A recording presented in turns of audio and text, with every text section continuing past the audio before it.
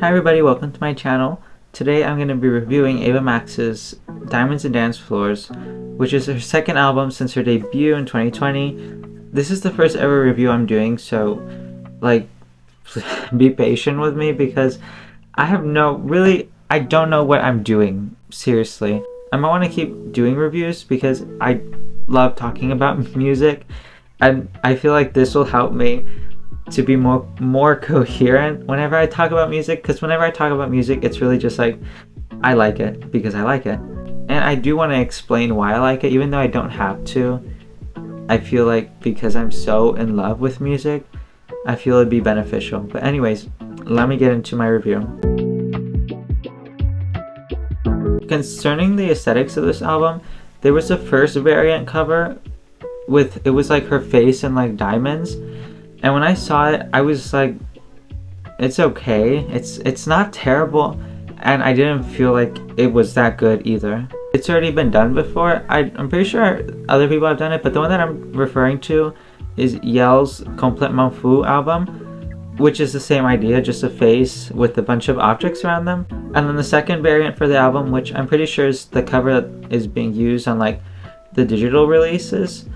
It's her laying in like a bed or a sea. To me, it looks like she's on a mountain of diamonds and it's going down. That's why it's getting darker. But it's just such an upgrade from the first one, honestly.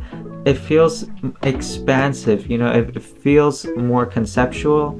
It really feels like it's an artwork more than just it's a picture. And I feel like the artwork is just as important as the music because it really has to go with the music. Because her first album, Heaven and Hell, while it was pretty, the colors like orange and blue, it just wasn't making sense. It didn't really merge with the music.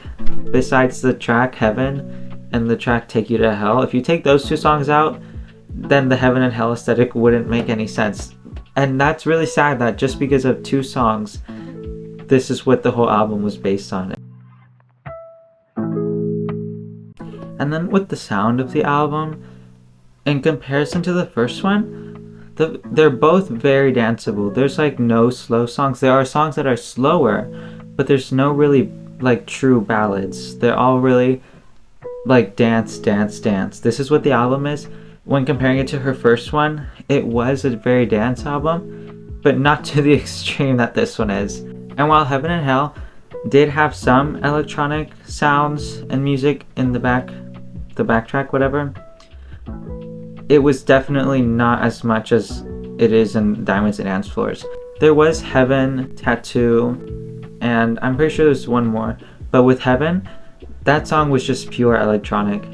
And maybe if the whole album was like that, I would have liked it more, but that's really the furthest that they went with the electronic noise. Diamonds and Dance Floors really embraces like a darker, aggressive electronic sound, and I'd say for like 90% of the album on the music, it's there. You know, examples would be like Sleepwalker, Turn Off the Lights, Dancing's Done. Those really emphasize the electronic sound as much as her voice. For the first album, I really felt like Ava's voice was more important than the music. I feel it was 80 vocals and then 20 music.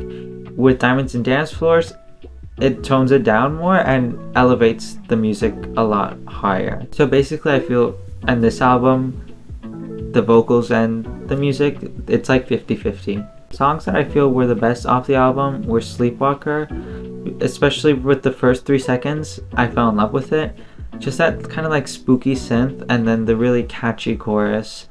It's just pure dance pop, and I feel like that's what Ava is doing. That's what I feel like she does best. And then Dancing's Done, an explosion of really like, I feel like that one best emphasizes the aggressive electronic sound that Ava's doing with this album. And then there's the title track, which I really loved as well, because when I was listening to it, when I first heard it, it really felt like I was on a dance floor. And obviously that has to do with the lyrics. It's called Diamonds and Dance Floors, so obviously you're gonna feel like some type of imagery with dancing. But the fact that not only the lyrics but also the way the music sounded, it made me feel like I was dancing. Like if I closed my eyes, I'd wake up on like a disco dance floor. That's what I felt like with this song. Weaker songs off the album were Maybe You're the Problem, which It's fine as a dance song. It just got annoying with the chorus. It was cute the first time, and then the second time I just skip it because it just got kind of annoying after the first listen. And another one is In the Dark. The pre-chorus is super catchy. I skipped that song just to hear the pre-chorus, and then after that I just skipped the rest. It just sounds annoying because it's just very monotonous.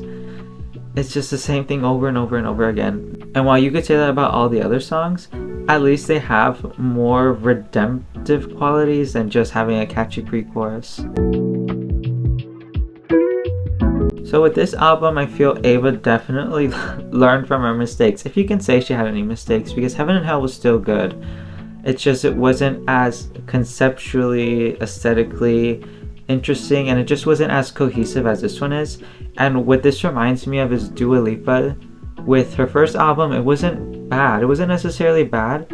It's just when you compare it to her next album, Future Nostalgia, it doesn't even compare because she learned how to make an album. And not that she learned how to make an album, but she learned how to make an interesting and entertaining album. Diamonds and Dancefloors, it starts with a bang and ends with a boom. Like, you hear Dancing's Done, it's the perfect closer. Honestly, I don't know how they came up with it. It's so good.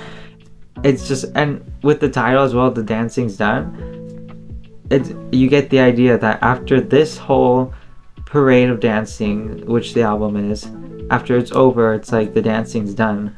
With dance albums though, it's hard to add sincerity, because I feel it's hard to add sincerity.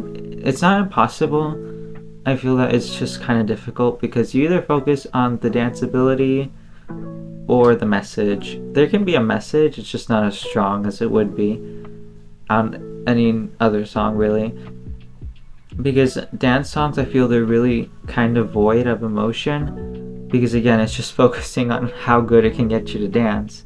And also, it does feel repetitive. I found myself after listening to it, I looked at my phone, I was like, didn't I just hear this song? But it was a new song.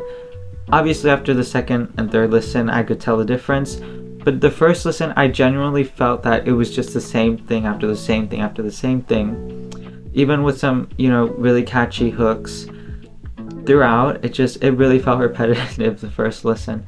And I can understand why that would turn people off after listening to it for the first time. However, I will give this album an 8.5 out of 10 because it's unashamed to be a dance album. It really is like, I'm a dance album, I'm gonna have dance songs, and that's that. And I admire that it really knows what it is, and it's not trying to do anything new, it's not trying to do anything revolutionary. It's just like, I'm just gonna give you something to dance to.